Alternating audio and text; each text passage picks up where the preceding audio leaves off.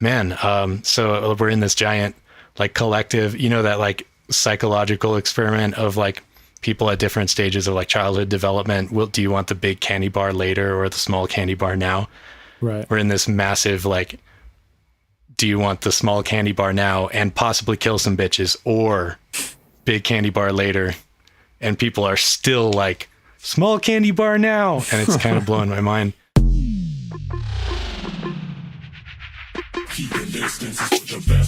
Welcome to the Mr. Bill podcast. I'm Bill's manager, Anand Harsh, editor-in-chief of theUnst.com.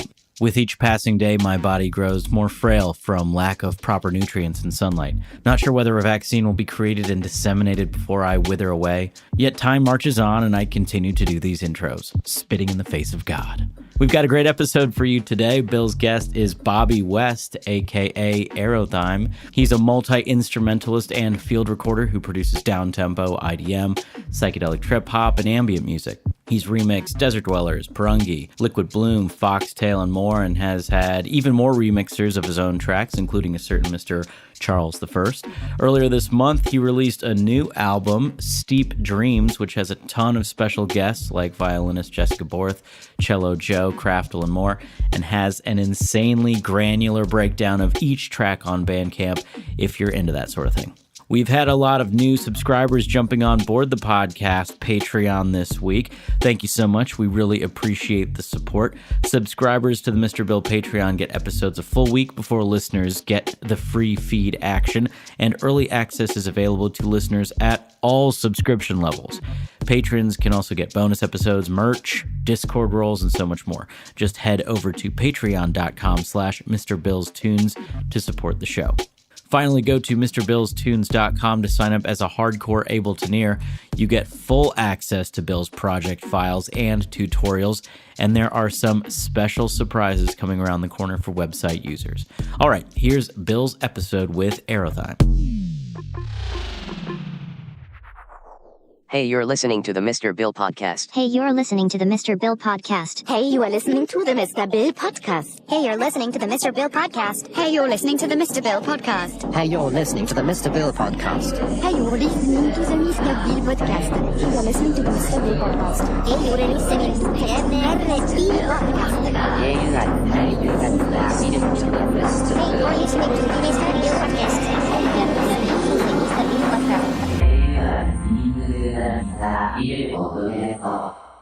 Cool, man. Well, yeah, thanks for coming on the podcast. I appreciate it. Hey, thanks for having me. Yeah, so you were just saying it's been a crazy week for you because you just released an album and then you bought a Fender Rhodes. Oh yeah, that happened. Me and my roommate just went out and picked one up. Just found a good deal at just the right moment, refurbished thing, back when they still had wooden keys. So I've just been playing that thing in the living room and getting all hyped up. I almost forgot what time it was. Are you a keys player? A little bit. It's probably like the main way that I've got my hands connected to melody over the years. Mm-hmm. Yeah. I feel like being a keys player makes the most sense as an electronic musician. It seems like MIDI going into a computer goes in the best via a keyboard rather than they've tried to make a bunch of different shit at this point, like MIDI guitars and MIDI wind instruments, and I guess MIDI drums work pretty well. They do. But I don't know. It feels like keyboards still are like the most expressive in terms of, they have like aftertouch a lot of the time, and weird, like expressive stuff like mod wheels and pitch bends. Totally. And shit like that. It seems really direct, like a one-to-one relationship between like hitting a button, basically a key, and having a MIDI note being produced and everything. Definitely seen some people do some amazing shit with other instruments, like obviously like the flashbulb and the MIDI guitar stuff that he does sometimes. And I've got an Iwi over here too. Clarinet was my first instrument. And do you know about those things? An electronic wind instrument you were just mentioning, I think. Yeah, I've seen them. I've never played one, but yeah, they look pretty interesting. It's pretty intuitive, surprisingly, like the way that each note responds to your breath, and can really get a lot of like expressive control real fast without knowing that much about, with like a saxophone or a clarinet or a flute, it takes some time to get your mouth used to exactly how you have to interface with the instrument. But with the Iwi, it's just basically reading whether or not you're touching the buttons and breathing into it. So how does that work? Because with a MIDI keyboard, obviously there's like, you press a key down, there's like some form of switch or something like that, an actuator or something under the key that's being hit, and then that probably goes into some sort of internal interface within the MIDI controller, and then that spits out packets of numbers which go to your computer as MIDI. Yeah, totally. I think it's like a 16 packet number where, like, I don't know, some numbers send the velocity information, some send some other shit. Don't quote me on that. I'm not 100%. But how does the clarinet work in that way? Because you breathe into it. So what is it that's getting triggered to send the MIDI? Yeah, so likewise, don't quote me either, because definitely not my forte, the technological side of it. I'm more of the user end. But best I can tell, if it detects that you're breathing into it, the note is on, and which note it is based on how many of the buttons you have held down. Basically, they're like touch sensitive pads. So it says like, okay, breath starts here, the note starts, 5 of the keys are held down. It's whatever it is, a G or something. And then until you either change the fingering or stop breathing, it just maintains creating that note. And if the fingering changes while the breath is going on, it starts a new note, Mm-hmm.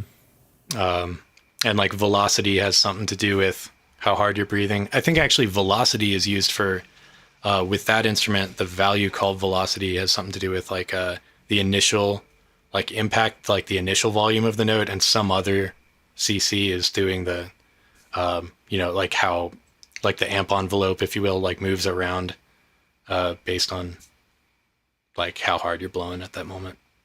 Right. Because it's a long handheld instrument, it seems maybe like it would be smart to put some sort of accelerometer in the end of it or something, right? Because then you could like move the thing up and down and left and right and stuff, and you could probably send some other information that way. One thing I realized when I was doing a lot of live shows is that it's really not that we do those anymore, right? Yeah, well, this was in like 2016. I haven't really done live shows since then anyway. I've kind of just been DJing since then. Oh shit. But right.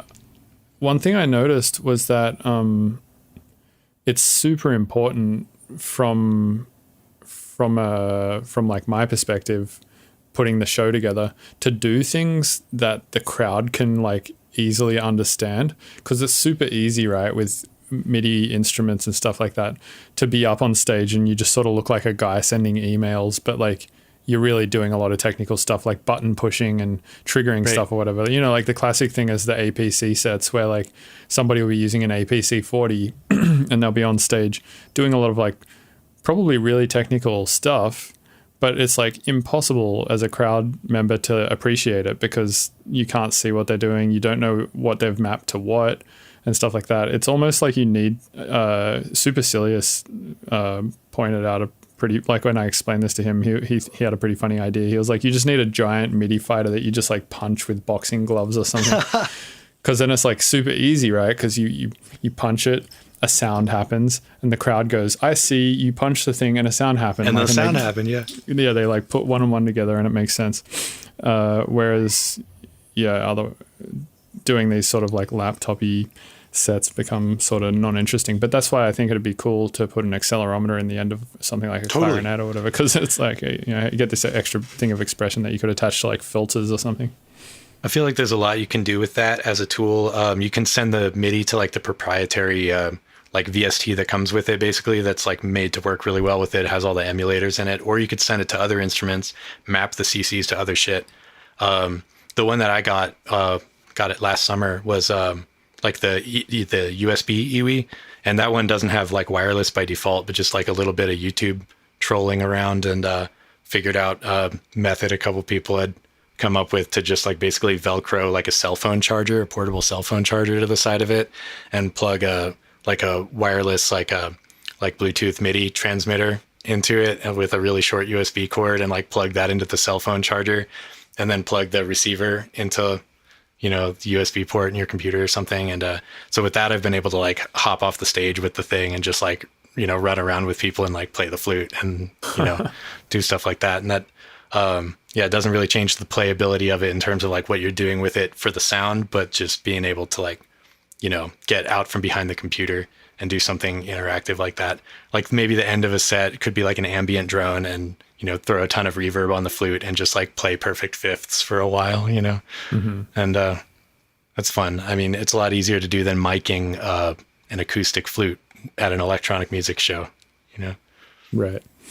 Yeah, flutes are sick. So my girlfriend's a flute player, actually, and the other night I was just like pulling up random pieces of sheet music for her to play, and it's so impressive to me as like an electronic musician to just see someone play a real instrument like off sheet music. I'm like, what? You can just like play that shit in real time? That's insane. You're like feeding the code into the program in their head they have installed, and they're just like, oh, that goes. Yeah. It just seems so like instantly gratifying and like fun. But it's a lot of work, right, to get that good at an instrument. Big time, man. I mean, so I've always been like primarily like coming at the thing from, at least as long as I can remember, the point of view of like working with the sound. My primary like route of like musical expression is like in the production side of things, and I love playing instruments with my hands. It feels like it's good for my soul. It feels like it gets me connected, with the songs. Like I come up with stuff that way. But like I feel like if I play several instruments at like a semi-passable level, that's enough for me in the studio to like have a lot of fun with a bunch of different tools. But meanwhile, like my roommate downstairs playing with the Rhodes right now is classically trained pianist, and he'll play Chopin on the thing and play Liszt, and I've never heard shit like that played on a Rhodes before. Wow. So trippy, and just thinking about like how many years it takes of single pointed focus really to be able to even do stuff like that. Let alone, like you're saying, look at a sheet of paper with little marks on it and be able to translate that into something, like that incredibly complex, playing with 10 fingers. And, nothing new, of course. Humans are pretty amazing comes to that, but now we get robots to do stuff like that for us. Yeah, like pianolas and stuff like that. I find, classical in general is something that I feel like I sort of almost understand why it's cool, but not quite. Like from a listening perspective, right?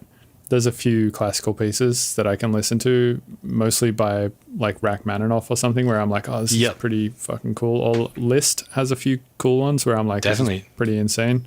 Do you know La Campanella? I don't know if I'm pronouncing that right. Oh man, it's so good.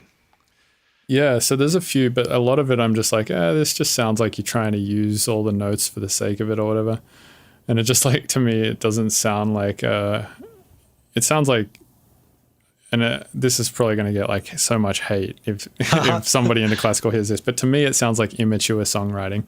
It sounds how I've been subject to this as well back in the day, or I'm probably still am, but there was something that I did a lot more when I first started writing music that I don't do as much now, which is like I would just try to add as much as possible into every song, right? Yeah, and fill every little gap and explore every idea. Yeah, and the problem with doing that is like you lose all contrast and then everything just sounds grey. Whereas, if you have a classical song, it can be impressive and there can be every note being used and every chord being used and like all this insane shit. But if you're doing it all the time, it ends up just sounding grey, kind of like a Dream Theater song, right? Like Dream Theater is insanely technical and insanely impressive, but because they're being insanely technical and insanely impressive all the time, you're just like, oh yeah, it's whatever. It becomes normalized to your ear. Yeah, I love the idea of using that as a kind of dynamic to make songs really effective, and if you think about it, I would rather like exercise my like abilities in like developing myself as a musician by like overdoing it and then scaling back versus like always underdoing it and then like trying to make it more complex afterwards or something. Could you imagine like never pushing yourself and then suddenly having to? Right. Yeah, that's a good point. A good example of that is a video I watched today online by this guy called Charlie Puth. Have you heard of that guy? No. He's a pop guy, and he made this song that I think on Spotify at this point has like billions of plays. You would have heard it for sure. It's like a really poppy song that got massively popular. And yeah, he has perfect pitch. I and live he's also, under a rock. if you've gone into a shop at all, like Oh, damn. in the last year, you've probably heard. Well, you may not have because of COVID, I guess. But Yeah, anyway, yeah. So he has perfect pitch, and he's like an insane jazz player. And if you watch him, just like he has Instagram stories and stuff, and if you watch him playing on there, he's crazy, man. And jazz people like break down his stuff and on these Instagram stories, and look at it as if it's some really crazy impressive thing. But if you listen to his music, it sounds like just the like really nice standard pop music, but you can kind of tell that it's intelligent. And I feel like that's kind of the ultimate songwriting, right? Is when you can make something that your average person can listen to and think, oh, this is cool. But somebody like me, or somebody who has a fairly I would say my ear is like fairly trained to listen for like technical stuff, Right. and I can listen to his stuff and still tell that it's technical and intelligent, even though it's incredibly simple. Getting that sweet combination of palatable but still deep, Right.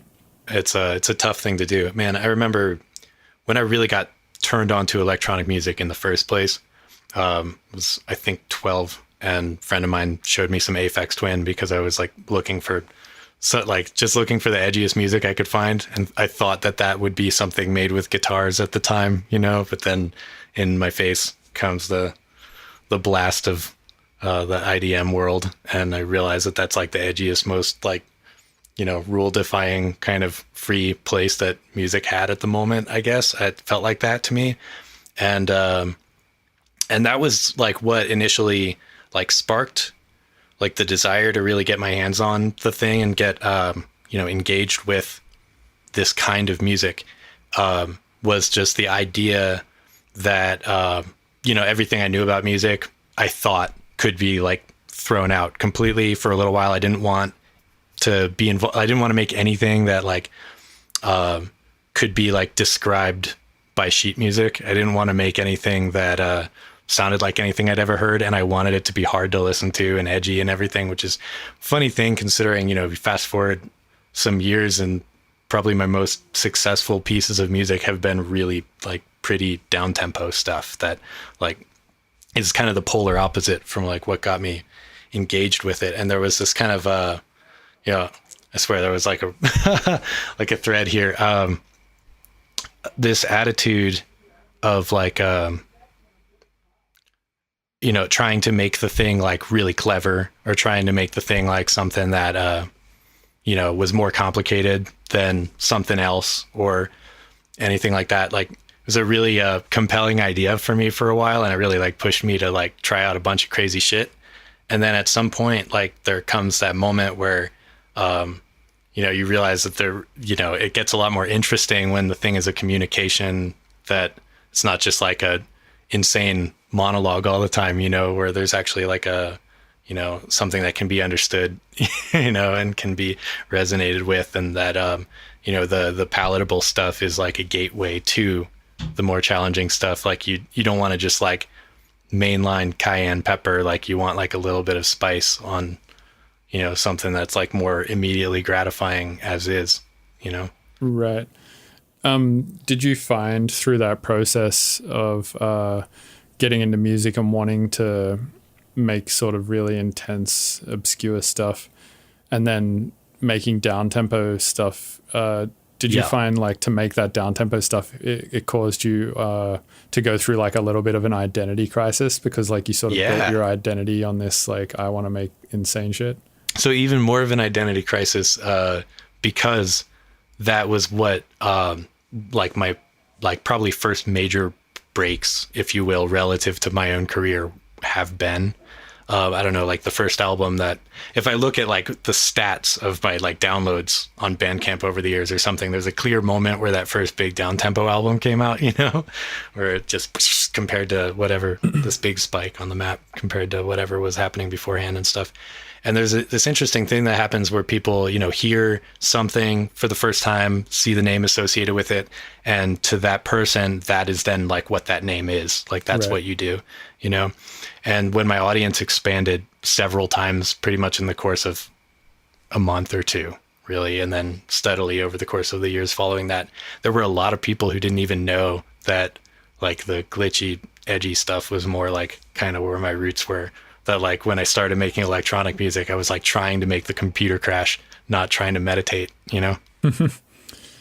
Yeah. So have you been then a little bit lumped into the kind of Wook community then? Yeah, definitely. But I mean, for some reasons I can understand. And also there's like, it's just really easy to categorize people, based on, your first experiences are the first things that you associate with them, Right. I mean, like shit, look at me, man.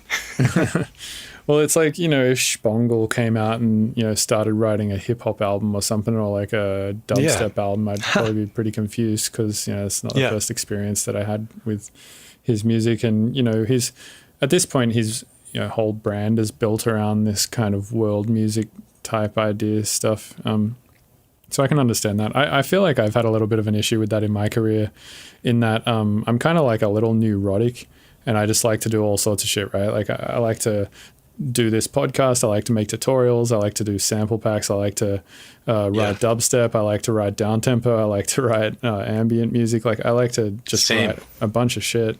And I also like to put it all out.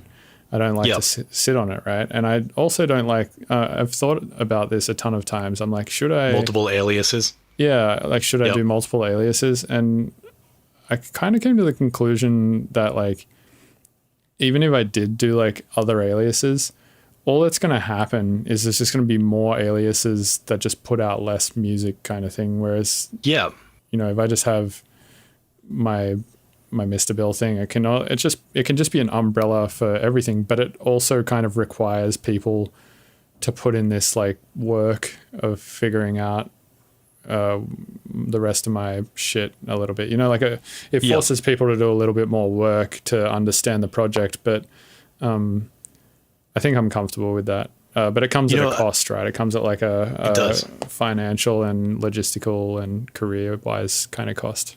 It has to do with your priorities. It has to do with whether or not the single most important thing is making all the smoothest marketing decisions, or whether or not like it's a priority for you as a musician to stretch people's boundaries a little bit, or to like introduce people to new ideas, expand people's taste a little bit. Like I feel that I really appreciate music that, has a very consistent vibe associated with like a name and a persona and everything, and what value that is and how reliable that can be for a listener. But also some of the musicians that have most inspired me, most stretched me as a person, emotionally, technically, everything, were the ones that threw me some curveballs. And, I mentioned Aphex Twin and the Flashbulb already. Great examples of that, people who have full like ambient albums under those names, as well as some of the most stimulating, most like fast-paced, multi-layered, intertwined stuff you could imagine, and everything in between. I mean, lots of people are doing that. Tipper's doing that, but it's not something you have to do. But man, if I couldn't make ambient music, I'd go crazy. And if I couldn't make like 200 BPM glitch bangers, I'd go crazy. There's a time and a place. Right. Yeah, I think I don't know, I can't remember who it was, Porter Robinson maybe, or Madion, who said something along the lines of if you don't like a genre of music or something, and you just don't understand the context under which it needs to be appreciated. Yeah, there's a reason why people make the things they make. It's a good thing to assume. So I'm not like super familiar with your project. You sent me your album the other day, and I listened to the one track that you suggested I listen to, which was Strong Tea. Strong Tea, yeah. That's right. That's right. Yeah, it was a great tune. I feel like it was it reminded me of. Yeah, of course. I'm going to listen to the rest of the album for sure. Word. I've just been super busy putting this studio together. But it reminded me a lot of Tipper. That's a compliment. Yeah, I mean, I would say so. Yeah, he's a great producer. Blazed a lot of trails, if you will. He really did. So yeah, I think without him, the whole, the stuff that say I'm doing and you're doing, and like Jade Cicada, Detox Unit, Kill Smith, I don't know who else, Bog Trotter, just like a ton of those kind of artists just wouldn't have careers, I feel like. Or they maybe would, but it would be very different for those kind of artists, right? Yeah. Like the careers would be not as well paved as... And that goes back further too, because people pave the road for Tipper, and we're all standing on the shoulders of giants, right? And hopefully every once in a while something fresh gets said along the way. Right. Yeah, that's a good way to look at it. But anyway, so as I said, I'm not super familiar with your project and stuff. So I hit up Anand today, who it was his idea for us to do a podcast. And I was like, what should I talk to Eurythmy about? And he was like, you should talk to him about the prevalence of pseudoscience in hippie communities. Oh my God. You're going to get me crucified. No, I think we can talk about this. It's fine. So which pseudoscience-y things are you... And why would Anand say that? Like, probably because shit, man. I think just because I don't know, like, because I've definitely been like for the past 10 years woven into the like transformational festival community in a lot of ways. But I don't like feel completely like an insider or completely like an outsider with all that. But also because when this year started getting really interesting.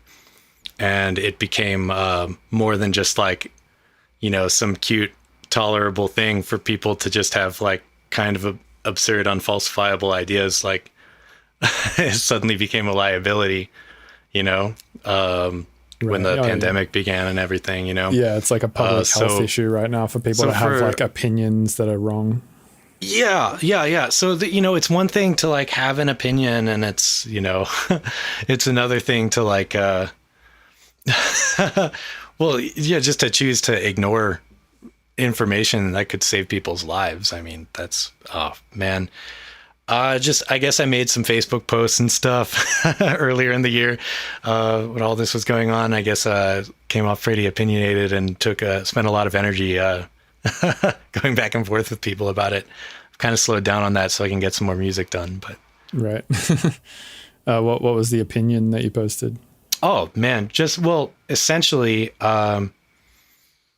first off, that it's real, that the virus is real. Yeah. Oh, okay. Yeah. That's a pretty normal opinion to have, I would say. Yeah. And that germs are real. I've had to have this conversation with people who don't believe that. There's people that don't believe that germs are real. Germ theory's a hoax, man. Why? Like, why would they think that? What does anybody have to gain? I guess there's oh man. Oh, what does anybody have to gain? Good question. I mean, like, well, I have this question the most about flat Earth. Like, what does anyone have to gain from convincing you that the Earth is flat?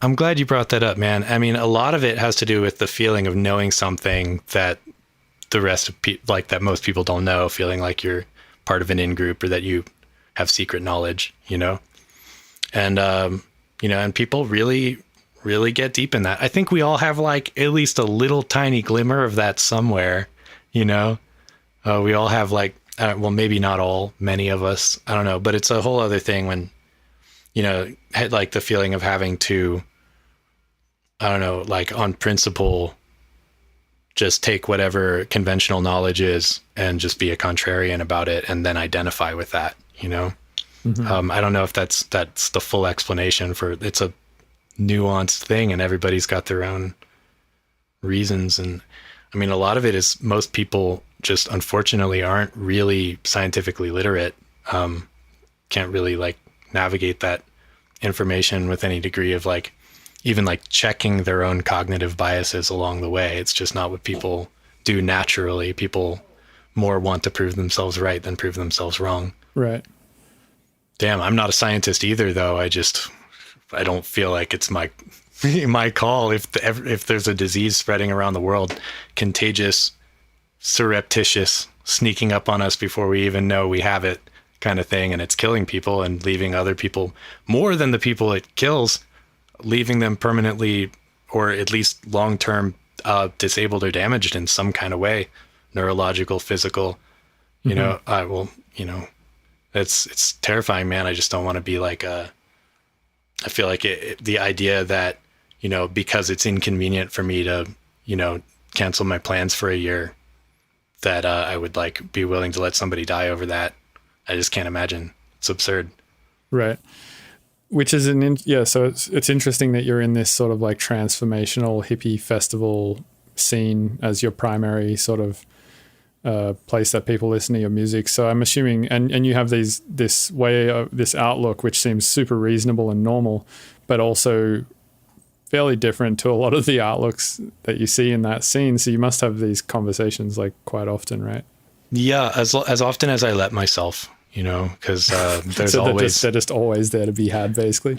Yeah. You can post almost anything on social media, and somebody will show up to tell you you're wrong. So, and that I've definitely in the time since the pandemic began, terminated more like social media connections than probably like the past decade leading up to it, but also, allowed a lot more in because of that at the same time. It was kind of like a little trade-off, like, oh man, I need to surround myself by people who like give a fuck about other people and people who are like relatively lucid, as much as possible. I don't want to like shut people out just for having weird ideas, and like I've got weird ideas. We've all got weird ideas. The universe is weird as hell. But like, man, sometimes like when it comes to like keeping people safe, looking out for people, like not hurting people unintentionally or not, intentionally or not, you kind of have to act in good faith here and there, situation like this might be one of those situations. And there's contradictory opinions I hold about a lot of stuff, and I don't think I'm right about everything or that I know everything.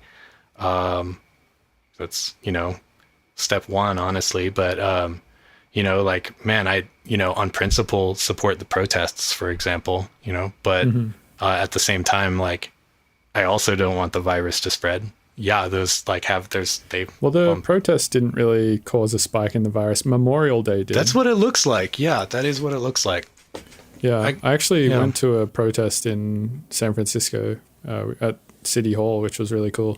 That's awesome, man. But yeah, it's, protesters seem pretty reasonable. They're all wearing masks. They're all socially distancing from what I could tell at the one that I was at least. And yeah, there was no actual data spike in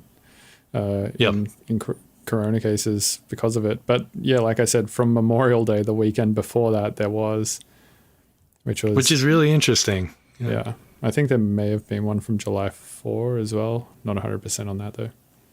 Yeah, a lot of questions about that. I mean, yeah, I guess a protest isn't exactly like a picnic, No. Yeah. So what about more benign sort of views that people in the transformational hippie circuit have, like the 432 hertz stuff, for instance? That's a great question, man. I had I'll try and make it concise, this thing, but I had a really funny experience with a 432 true believer kind of guy setting up for a little show on the island of Maui. And before we go forward though, we should explain what a 432 hertz true believer is. Essentially, somebody who believes that there's a particular frequency, hertz value, hertz meaning cycles per second, which is more in tune or less in tune with the fundamental fabric of the universe or the earth or nature or something like that. And essentially that using some reference pitch or another could be better or worse fundamentally for your health or for like people's psychological well-being. And there's this notion that apparently at like a wave that repeats 432 times per second, which second, by the way, is a human invention that hasn't existed very long, is more in tune with the earth or the cosmos and therefore better. And that 440 hertz, the standard reference pitch for the note A, is somehow oftentimes they believe bad or causes people psychological distress or makes people complacent and apparently was invented by Nazis, right? Right, which is bullshit. But yeah. I mean, my understanding is that the 440 hertz thing was so people could like tune their instruments easy to each other for whatever reason, and so it was a compromise. Yeah, and I think singers or something had something to do with singers. Yeah, it has to do with vocal range. I mean, obviously singers have strained their voices more to sing a little higher. If you like tune down a little bit, you could like maybe reach that high C or something without straining your voice as much. Man, there's so much to say about this, really, and like a lot of people have gone in depth about it, on the internets already. One of my favorite things to point out to people who tell me that the ancients tuned to 432, despite the fact that nobody had a tuning fork before, the 1700s or something, maybe 1600s.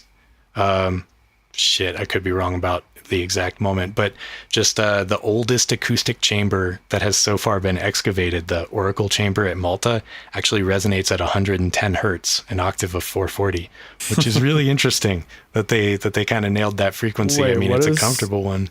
What is this acoustic chamber? I've never heard of this. So it's part of this temple in Malta, this like multi-thousand-year-old archaeological site. And there's a room, an acoustic room like meant for singing that happens to resonate really strong around 110 hertz, which means that was somebody's comfort zone a few thousand years ago. Wait, so they chiseled out a room specifically to sing in? Oh yeah, this is common like in churches and temples and like places that people sing for worship. And I mean also they had like amphitheaters, right? Like a long time ago in Greece, right? I'm not sure exactly. Do you think they intentionally made it 110 hertz though? Because like you said, no one could measure it. No, actually. No, I don't think they did. I think that they felt it out. Okay. I think that they always felt it out, I think that there wasn't a new, the second didn't exist, first of all, until a few hundred years ago. And it's like not a clean division of the day, by the way, despite what some YouTube videos will tell you. It's not an exact division of like the length of an Earth day, and the Earth day is changing too. Yeah, like every 4 years we need to delete a day from the calendar and shit like that. Right, yeah, tons of shit like that piling up. The rate is changing over time too. But I think it's just important that people understand that like the goal is harmony, and that harmony is relative. And that, the way that we hear, I don't know, there's so much more important in music than reference pitch. The whole thing about the guy in Maui, there was a guy who approached me while I was setting up for a small show out there in the jungle. And just like three guys actually, and this one guy particularly vocal, walks up to me while I'm plugging things into other things. And he's like, "Hey man, you gonna throw down some 432 beats?" And so I'm just kind of doing my thing, and I'm like, actually most of my music isn't tuned to 432, but I do put a lot of love into it. I do put a lot of care into making it sound the way it sounds, and it means a lot to me, and I hope you enjoy it, And he's like, "Man, don't you know about 432?" I'm like, "I don't really, it's not really my I don't really believe in that." And he starts trying to tell me his thing. I've heard it. And I noticed he was carrying a Vajra bell. Do you know what like a Vajra is? Like the Hindu, so he's carrying this like Hindu looking, bell with him. And I had my microphone set up, and I had Ableton open. I had Spectrum open, and I asked him to ring his bell into my microphone, and he did. And it rings out at 440 hertz. And I showed it to him, and he looked horrified. Yeah. Like the moment before it was like a great object, it was like the moment before it was like a holy thing. It was his sacred bell, and like all it took was looking at the meter one time, and suddenly it's suspect, doesn't feel so good anymore. Yeah, that's a funny thing, right? Looking at meters can kind of fuck your whole view on how something sounds. And it's something I try not to worry about too much anymore. Like all the flashing lights and blinking buttons and shit in Ableton, I just ignore them for the most part at this point. Even if they're like clipping their ass off, I'm like, who gives a shit if it sounds fine? It's fine. I'm on that page. Yeah, I was so subject to it when I first started producing though. I was like, every like thing on my compressor, for instance, had to be round numbers. Like I couldn't leave something at like the threshold at like negative 17.1 or something. I would just like round it up to like negative 17 or whatever, but which doesn't make any sense at all. But I don't know, it's just some like OCD shit that I had. At least it's not like only prime numbers or yeah, right, exactly. Like yeah, you're only even numbers or something. Yeah, integers. I mean, speaking of that, that's like one of the fucked up things about like the believing in it, like a particular hertz value being like spot on, right on the nose, like the sacred frequency that, would just happen to be a specific exact number of cycles per second when the second is like such a new thing. Well, also, I assume it would probably be like, 433.786 or something, if anything. Well, it changes too with altitude and temperature. So yeah, it depends on if you're talking about the Earth or the cosmos, right? Right, but I mean, let's just talk about the Earth, right? Because that's sure, where we live. Yep. Here we are. So Here we are. If you play, for instance, I have a sound calibrator for an acoustic mic. So I have to tune this studio that I'm in, right? So I had to buy what's called a calibrator for a test microphone. And what you do is you put this calibrator on the end of the test microphone, plays a 1 kilohertz sine tone into the microphone at 114 decibels. You tell Room EQ Wizard, I'm playing 114 decibels of 1 kilohertz into this microphone. And then because it knows exactly what that is, it can account for a bunch of other shit. Basically, it's just a way to calibrate your microphone so it can be as accurate as possible. But in the manual, it says, beware if you're like 2,000 feet above sea level, that hertz will be 0.1 hertz off. And so in Denver, where you're like 6,000 feet almost up? Yeah, I'm in Boulder, so I'm actually just over 6,000, I think. Yeah, so it could be conceivably almost half a hertz out, which is like almost audible. Yeah, something to do with depending right on like what note you're playing, right? The whole logarithmic thing, but also, man, temperature as well. Like temperature affects like speed of sound and all that stuff, and speed of sound has a lot to do with frequency as well, I think. Yeah, oh man, could you imagine a future with like space colonies that have like different air pressures and stuff that like different kinds of music work in? Just like some. Imagine the way that other colonies made music is they just played you like white noise out of a giant set of speakers, and the way that they changed the sound that was coming at you was by changing the air pressure in the room really quickly. Whoa. Fuck. That'd be fucked. And like any human that went in there would just like explode instantly or something. But yeah, like that's why you drop your task cam in there and leave it running and see what the fuck comes out of it. Yeah. That'd be an interesting ass way to make music. I don't know if that would make any sense. Man, I like it's something about like the interface between the ears and the air and the vibration and the fact that they aren't static. No points in that are static, actually. It's a bunch of non-static points all meeting together. Yeah, like the most intense set of vectors ever, just like creating a bunch of randomness. And yet somehow that like anything can happen that like feels right to the person doing it, producing these vibrations that then also feels right in a similar way to other people is just kind of amazing. That like we can get like shared emotions off of air pressure waves and everything. Oh man. Yeah, speaking of shared emotions, how have you felt about like the online DJ set versus sort of the in-person one? Because I feel like in-person DJ sets, like a big portion of what makes them really cool is everyone's experiencing the same full body experience, plus everyone is like in the same area experiencing the same thing.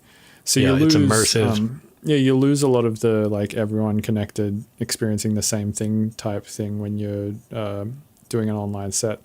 But yeah, how have you felt about those? Have you done any? Or? Yeah, I've done a few. I think there's pros and cons, and hopefully in the future we continue to do both of them. Although I will say that, yeah, you're right. There's something about getting a group of people together, resonating their bodies in a space, in time, in a way that, you have like some kind of common experience with the sound, where the way that the sound is rigged there is what everybody hears, and the same wave is literally rippling through everybody at the same moment and everything, and it's a shared experience, and there's nothing that could replace that. But at the same time, the online thing allows people all over the world to experience something together, and like also you can like talk, it's like I don't like talking to people standing in front of a large rig of speakers blasting my face. I want to be like maybe closing my eyes, dancing or something. And I mean, it's hard straining the voice in the ears to like, hey, what did you do last Thursday? But like in the chat room, some of the sets that have been like pre-recorded, for example, some of them have, some of them haven't. I've been able to say like sit in the chat room and like talk about the sounds in each track as they're going by and get people like engaged with that, like tell little stories like while the tracks are going by. And you can't do that on stage like in a way that doesn't ruin the music, That's been an interesting thing. Just I like tend to have like a lot of like threads of like personal experiences, like gathering sounds from collaborators in different places using the field recording mic and everything that like make up my composition process. And it's fun to get to talk about sometimes, because most of the time that stuff is just like textures that they add to the song maybe, but you don't really think about them. And hey, some people like to hear about that stuff. Right. Yeah, it is interesting to hear about that stuff, because sometimes, yeah, like you said, you can just write it off as like, oh yeah, it's a bunch of effects noises, could have just come from a sample pack or whatever. But if you like hear someone talk about, what it is, they're like, oh, that's, for instance, it could have been that guy's bell that you recorded in Hawaii or whatever. So it has or it could be the bird singing the morning after your grandmother dies or something like that. Yeah, exactly. So it can have like, a lot of personal connection to you. And that gives you a lot of like ownership over your music and makes it kind of really unique to you and stuff like that. Speaking of which, let's talk about your album.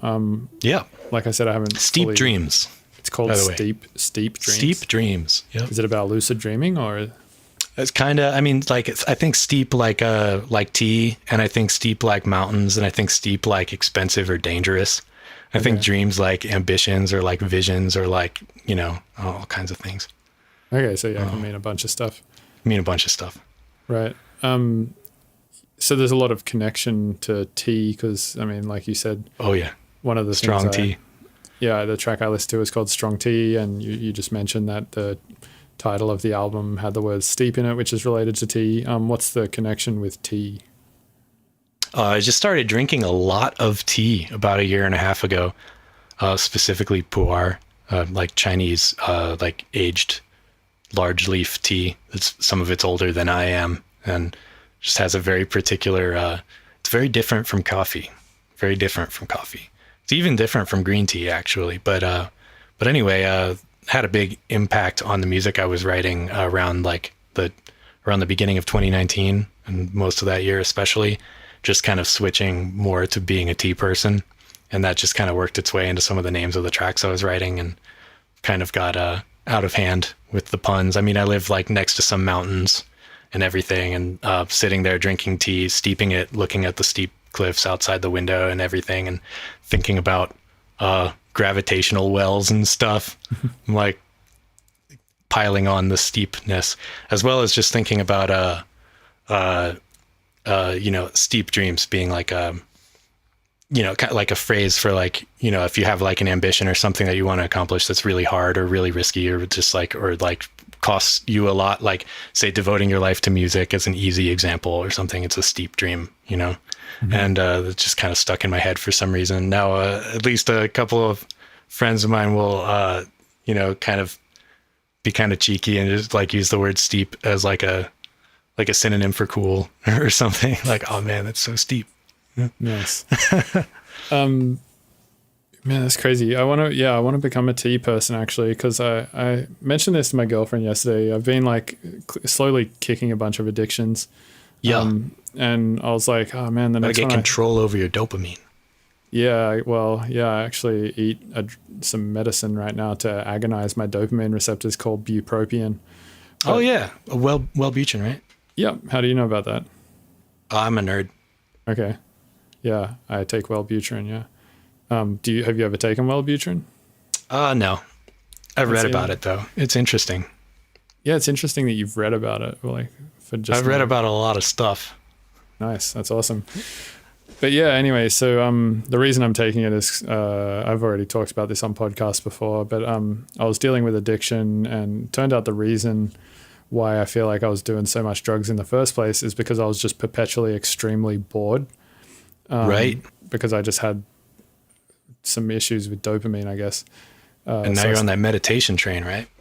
I've been meditating a bit, yeah. Not as much as I should. I do it a few times a week. I should probably do it every day. But do you meditate?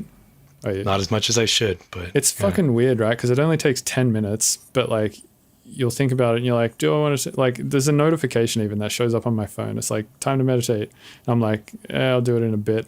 And then I just like don't get around to it. It's super weird because it's only like 10 minutes of your time. But anyway. You got to have some tools to snap you in. Yeah. Whether it's like certain, go on. Sorry.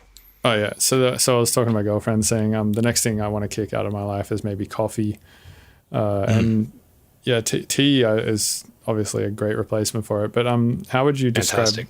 Yeah, how would you describe the difference? Because you said it's very different to coffee, and I assume you've been a coffee drinker in the past. So I've been a coffee drinker since maybe I was 11 years old. There's always coffee in the kitchen. So it's been a thing. Like for a long time, I've been a person who would wake up in the morning and make a French press first thing, like still barely seeing out of my eyes.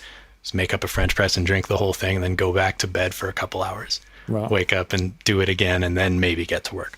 You know, where the adenosine receptors are just like so overabundant at that time, and like you can't put enough coffee down your throat to like clog them all, you know, and then you just feel tired and shitty all the time, and that's obviously not the place to be.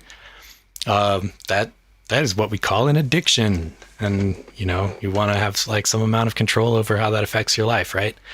Well, so I found over the years, a lot of times I tried to quit coffee and I would be successful for a day to a week or two, somewhere between that, you know, and as soon as I drank it again, I would know I was going to have more soon, you know. So it's funny, like for all the times I've like smoked tobacco, I have never craved it. You know, I've never felt like, you know, there's just been like a lot of times where for some reason or another, I ended up smoking some and I never felt like the next day I needed it. I never like have gone out and bought it in my life a single time. If I drink coffee, I'm probably going to drink it again soon, you know? However, there's ways to mitigate that, right? You could take caffeine directly. You could drink yerba mate or take guarana or some other caffeine source, eat a lot of chocolate, try to push it back. I don't know. Right. I saw you were drinking a yerba mate there. So you still... Yeah. So right now I am hella wired. I will tell you that. As you can probably tell. I mean, I'm not a purist, and I did want to be awake for this. Maybe I pushed it a little too hard. But tea, of all the things, for some reason, has been the only thing that if I drink it, I can get away without drinking coffee without feeling like I desperately need coffee. I don't know if that's personal to me. I guess it must be. But if I sit down and drink tea, spend a half hour just sitting down, like I'm doing it like Gong Fu style. So like a little tiny teapot that you re-steep over and over again, and you just pour little tiny cups and keep drinking them. It kind of forces me to sit down and like come to center and shut up my mind for a little bit and just like settle out. And also it steadily feeds you, you know, a small amount of caffeine along with other stuff like L-theanine that calms you down at the same time. And it ends up being more of a mood lifter and less of like a overt stimulant like coffee, where it just like amps you up and maybe just makes you like grind your gears a little harder, makes you feel less tired or something. Whereas with tea, I feel more like it's almost like almost does as much for my mood as it does for my energy, while coffee more sacrifices my mood for energy. You know, I'd agree with that. But I also feel like there's some sweet spot with coffee, and every single day I know I'm going to go over it, and I do. Yeah. Well, I'm still drinking it too, but having tea helps me to, you know, not have 6 cups of coffee a day. Instead, I'll like have 1 cup. And then other than that, if I feel like I need a boost, I'll be like, time to sit down and have tea before the next thing, you know, or you can steep it. Like even sometimes I've had it on my desk next to the computer, you know, or just like making little micro steeps while you're working Maybe like you're freezing a track and you pour out a little more tea and drink it. Yeah. I for whatever reason, I have an espresso machine, just does shots of espresso. When I get up in the morning, I'll instantly just like press the button. It'll like grind it itself, pour me a shot of espresso. I'll hammer that one in like a second and then just do another one instantly. And I'll take my time on that second one. And then I'll be sitting there for a while, verging on anxiety. And I'll be like, do I do a third one today? And I always go for the third one and it always fucks me. Do you know about L-theanine, the amino acid? So a while ago, I was taking these packets of pills from a company called Onnit, which is, I guess, Joe Rogan's company and Aubrey Marcus's company. And that, I think, had L-theanine in it. So I was taking it for a while. Yeah. I mean, it's a pretty interesting, it's an amino acid. It's found in tea, in green tea and everything. And, but you can, like, it's particularly non-toxic. Like, you can take quite a lot of it. And, basically the worst thing you'll get, aside from, I guess, going insane with it, would be like, I mean, but like, you're not going to like eat spoonfuls of pure L-theanine or whatever. But worst thing that's going to happen is you're going to get a lot of tolerance to it. It's like anti-anxiety. It reduces raises the threshold for anxiety, like almost as well as like Xanax and stuff. But it's not a sedative. It's not a stupefacant. It doesn't slow you down. So it pairs really well with things like caffeine that make you anxious as they wake you up, because it makes you less likely to feel anxious or panicky. It slows down the jitters and everything, but doesn't put you down at all. So L-theanine in espresso is like fantastic, because it's so you just buy it as like a powder form. Just put it in your espresso. And is it tasteless? It basically tastes like really weak powdered sugar. Yeah, I would not notice it mixed into anything. Interesting. Yeah, so I could do that, or I could just stop at 2 coffees and just drink green tea. Yeah, I mean, that's good too. It's nice to have a variety of options, in my opinion. Honestly, the L-theanine thing has come in handy for like high pressure gigs and stuff like that, where you just like don't want to like feel panicky, Yeah, see, for me, I historically have always used alcohol for that, but it's another one of the addictions I'm trying to kick, which I'm actually... Yeah, you won't miss it. Honestly, you won't miss it. Yeah, is it something you've quit? Oh no, it's just something it's never been really a part of my life, and I don't feel like I'm missing anything, and I just see the way that it affects people's lives, and it's just like something that, I don't know. I guess I never saw my parents drunk. Maybe that had something to do with it, bless them for that, Yeah, my dad was an alcoholic, unfortunately. He still is, actually. So it's like it's something I've been thinking about a lot lately, but it's really, it was so normal for me to just, it was normalized to like, basically he, for his whole life, has like told me like, you get to, 3 p.m. in the day and you start drinking to like wind down / if you do all of your work in the day, then it's like a reward thing sort of, or like, and this is not just like his opinion. This is the opinion of like a lot of people, most Australians. I mean, a lot of Americans too, right? So, I kind of grew up in this culture, / also just this was in my household, of that was just the normal thing to do. And I didn't really get into alcohol until I was like, over the age of like 21 at least, or in Australia you can start legally drinking when you're 18, but I didn't get really into alcohol until I was like maybe in my early 20s, like 22, 23 or something, and then it just like slowly ramped up in my 20s, and now I'm in my early 30s and I'm like, I gotta stop this shit. Yeah, I feel you, man. Well, one of the benefits too of having I don't know, like clarity and control over like a relationship to something like that is that it's possible to say, like, if you really have control over it, and I'm not suggesting people who are recovering alcoholics like go out and do this as a strategy, but if you really have control over it, like you can have like a beer and have it be a celebration and special moment and feel really warm and fuzzy about it, and that is enough, And that can be said about a lot of things. This is not specific to alcohol. It's not even specific to substances, but it quickly becomes something that takes a lot more from you than it gives when it goes very far beyond that point, Yeah, but I don't think I just have that problem with alcohol, right? I think I have that Right. problem with everything. Like we're just talking about coffee, for instance. Yeah. It's one of Big those one. things where I'm like, oh, should I do another one? And then I'm like, of course I'm going to do another one. course. And I'm like that with music too. It's like, should I stay up until Healthy outlet. Well, kind of, but not sometimes not, right? Because like sometimes I'm like, should I go to bed right now? It's 11 p.m.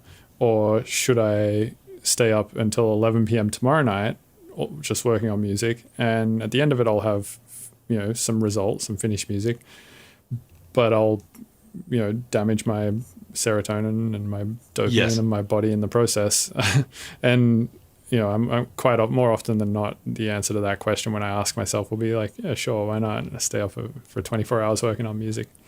Yeah, sometimes it ends up being worth it. Something priceless happens, and other times you just wear yourself out, and usually it's a combination. Most times you wear yourself out.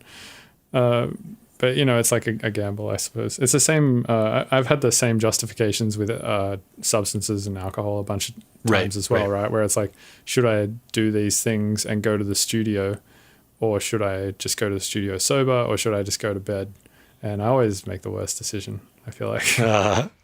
Well, I guess they can't be the absolute worst of all the possible decisions, considering you're here now considering whether or not you even made the right decisions and everything, able to even think about it and project forward into the future about how you're going to adjust your behavior in order to like make the most optimal path forward, which, hey, could be a lot worse, right? Here we are doing our thing.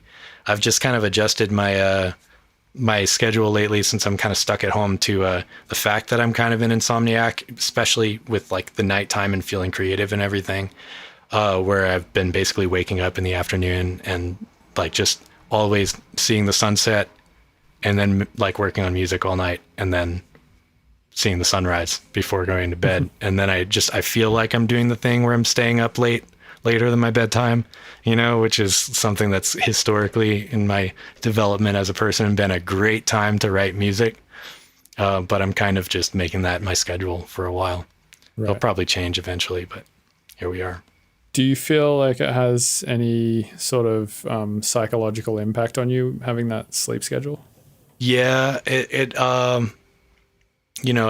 a very introverted thing, There's only a few select people, other than people on the other side of the world and everything, who are like regularly awake during that time. It's definitely a time to like be with your thoughts. Definitely it's like a time to just like reach out into the unknown. I have this like image in my head of how like at night, if you're standing or sitting up, your head is like pointed away from the sun.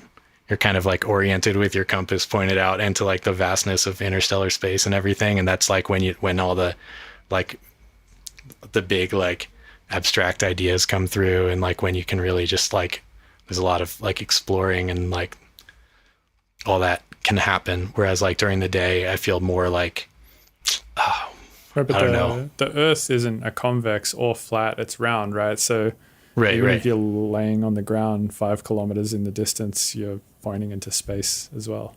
Right. Just kind of like this image. I'm not saying like I believe per se that this is a very specific connection between this thing and the experience, but just that more like a romantic idea or something. Yes, 100%. But that's a lot of times those romantic ideas push creativity forward, as long as you remember what they are, Right, yeah. But then like during the day, your head's like pointed more like towards the sun, right? So it's like your feet are kind of pointed out of the solar system, Mm-hmm. And there's just kind of this whole different like more like rooted kind of more like pragmatic way of being that happens during the day. That's just like, it's good for getting certain kinds of work done, and it's good for extroverts. Yeah, man, I've always considered myself more of an introvert, but through quarantine I'm not sure that I am. I mean, I definitely miss socializing a lot. Yeah. And I think I do okay by myself. And I get a lot, one, I think, trait of introverts is you get a lot out of like meaningful, long conversations with singular people versus like small talk in, big environments with lots of people or whatever. Just buzzing around talking about last Thursday. Right. Exactly. Yeah. Yeah. So I don't know, who knows? That reminds me, do you know about last Thursdayism? or last Yes. Thursday. Yeah. Of course. It's the truth. Yeah, well, And yeah, I birds suppose. aren't real either, by the way. What's Birds aren't real. They're What's that idea? yeah, birds are actually like government spy drones that, that's why the COVID started, was because they had to change the batteries in the birds. Oh, right. Yeah. Yeah. What do you think? So you probably hear a lot more dumb shit than I do because you're sort of surrounded by, not that people in this scene are like dumb, but they do come up with a lot of creative. No, there's just interesting enough ideas. of them to make it apparent. It's not your average person. It's Right. Yeah, that's a good point. What's Outliers. like the dumbest shit that you hear beyond, say, like flat Earth and changing batteries in birds and stuff like that? oh man, shit, man. Yeah, I mean, during a pandemic, the germ theory thing really does, like the germ theory is a hoax thing, really does kind of take the cake. But man, I mean, yeah, I mean, I guess this could like quickly devolve into just goring people's oxes, man. Yeah, right. Or like anti-vaxxers and stuff like that.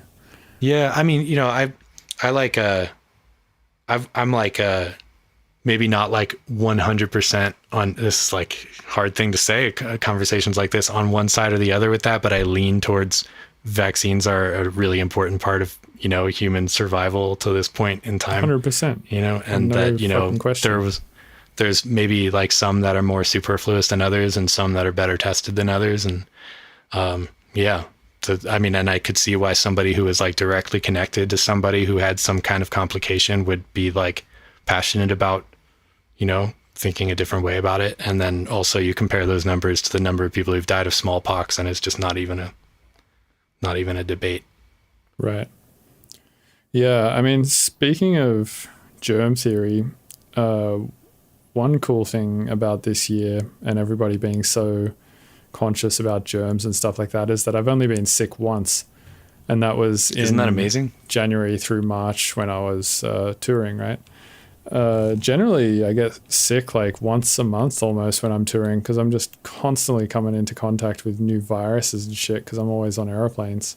Yes, me too, I get man. sick like at least every other month or so. It's insane. And this year it's been good. I haven't been sick once. Kind of amazing, man. Yeah, I've noticed a difference too.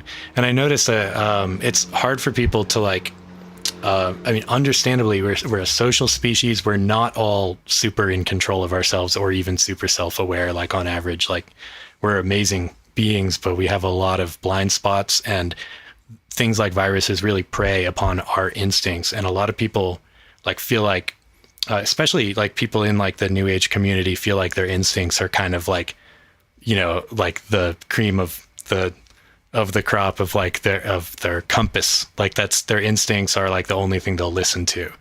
And sometimes your instincts are wrong.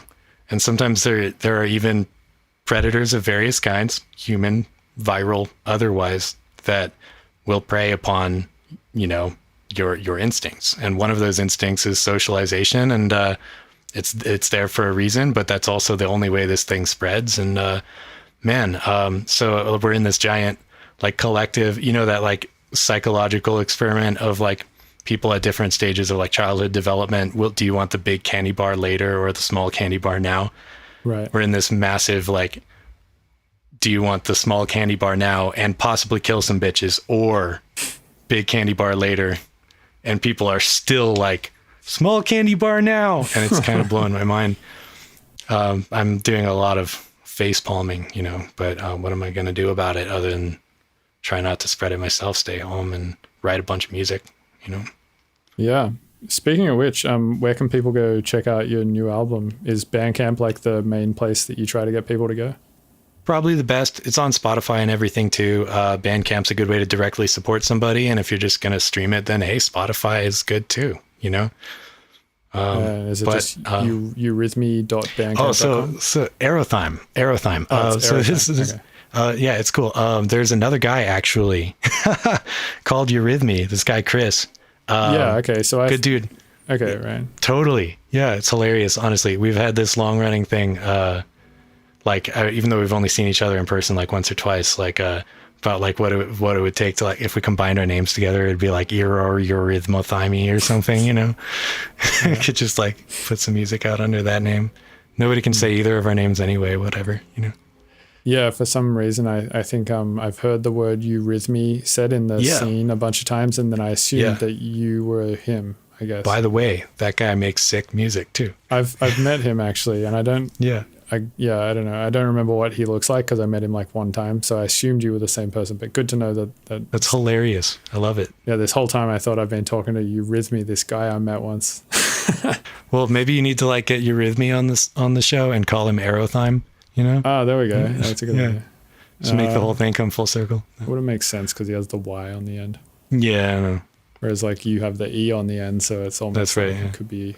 Yeah, but erothyme.bandcamp.com. Yeah, totally.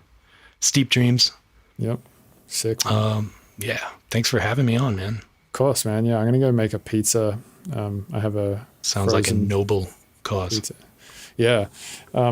Just before this podcast, I went for a bike ride, and it's like the first exercise I've done in months, I feel like. And I feel fucking super hungry. And also this bike ride fucked me, man. Like, I don't think I've ever finished an exercise session and felt like I was going to pass out, but that's how I felt today. Yeah, definitely time for some calories, man. Yeah. Shit, it's funny. I actually man, I listen to this podcast a lot, by the way. I had like a whole list of things I totally like want to talk with you about. We only touched on a couple of them. That's just how it goes, man, you know? And this, you know, flow of conversation is not always entirely predictable, but I like the Halftime EP. Just want to throw that out there. It's a good one. Thanks. Yeah, I'm writing another album at the moment, so I'll send that through when it's done. But word. Yeah, I'll we should do this again. Maybe we should get Eurythmy on next time though, so it's like Erothyme and Eurythmy. That would be so funny. You could put alternate a letter from each of our names, like as you're interviewing your rhythmo time me. I don't even know. It would just be like a big echo. It'd be like someone could throw on beat repeat like every time somebody says either of our names. Right. Fuck yeah, man. Well, thanks for coming on. I appreciate you taking the time. And I look forward to listening to the album in full. And I also look forward to chatting with you again. You're obviously a really thoughtful and nice person to talk to. Hey, thanks, man. I appreciate you. Thanks for everything you've done for the scene. You're a legend. Good talking. See you next time. Fuck yeah. Cheers. Hey, thanks for listening to the Mr. Bill podcast. These episodes are edited and uploaded twice a week by Robert Fumo of 303podpro.com. You can also support the show, get early access to episodes, and hear bonus content by going to patreon.com/Mr. Bill's Tunes and becoming a patron. Please rate and review on iTunes unless you're going to be a little shit about it. And all the links to my various platforms are at MrBillsTunes.com. Thank you.